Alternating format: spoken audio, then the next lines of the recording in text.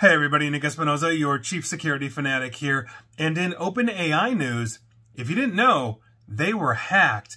This isn't good, and obviously the ramifications are a very serious warning for the future, given what they do. Now, if you don't know what's going on, this is coming from the New York Times, and quite frankly, this is actually really interesting and alarming. Early last year, an attacker gained access to the internal messaging systems of OpenAI. If you don't know, they make ChatGPT and other platforms as well.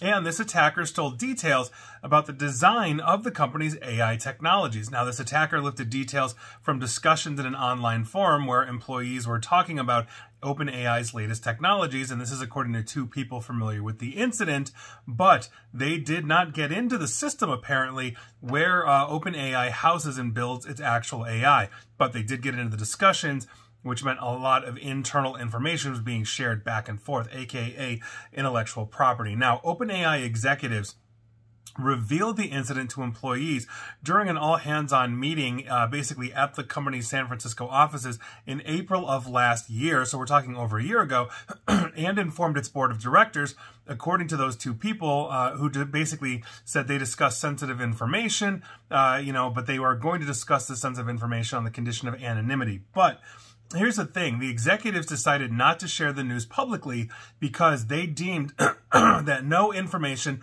about customers or partners had been stolen.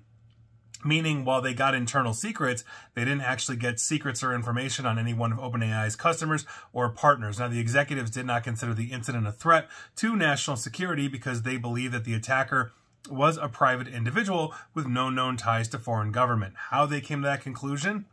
We don't know. Now, the company did not inform the FBI or anyone else in law enforcement, and quite frankly, given what they do, you really think they should have. So, obviously, this is now raising fears that now that it's come to light, that foreign adversaries, like China, for example, could steal AI technology.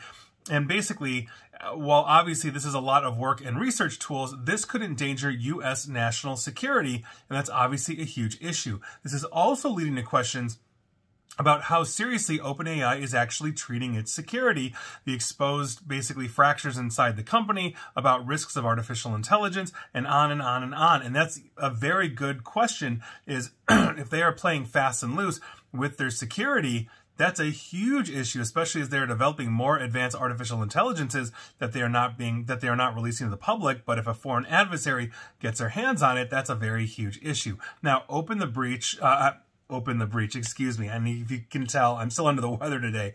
After the breach, Leopold Aschenbrenner, an OpenAI technical program manager, focused on ensuring that future AI technologies do not cause serious harm, sent a memo to OpenAI's board of directors arguing that the company was not doing enough to prevent the Chinese government or other foreign adversaries from stealing its secrets. Mr. Aschenberger said OpenAI had fired him this spring for leaking other information outside the company and argued that his dismissal had been politically motivated. He also alluded to the breach at a recent podcast, but the details of that incident were not previously reported. And so here we are. Now, he also said OpenAI's security wasn't strong enough to protect against the theft of key secrets and intellectual property if foreign actors were to infiltrate the company.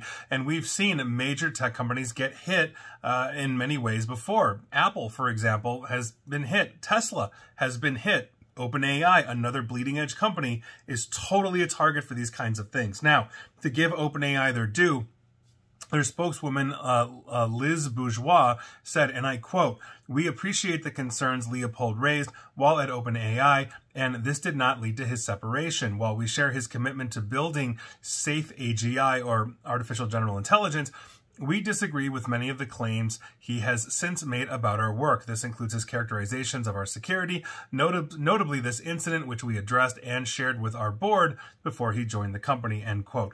And while I understand the need to keep things internal, there is a risk, obviously, to reputation damage, regulatory issues, all this kind of stuff. You have to make sure that you're drinking the security Kool-Aid. And if you're on the bleeding edge with a ton of intellectual property that not just competitors will steal to get an advantage over you, but actual governments could steal to weaponize against the government that essentially, whose laws you fall under, this is an absolutely huge problem. And I think this is of deep concern. Now, hopefully OpenAI is taking their security seriously, but what we've seen with these tech companies, especially as they're moving as fast as humanly possible to develop things, is that oftentimes security is an afterthought at best. So I hope that's not the case.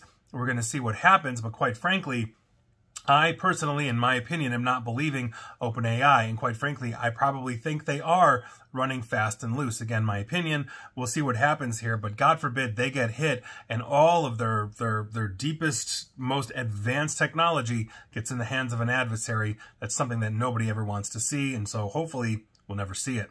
And please like, share, follow me here on Facebook and Twitter at NickAESP, and please feel free to subscribe to me at YouTube as well. And as always, stay safe, stay online, and please attempt to stay private. Thanks, everybody.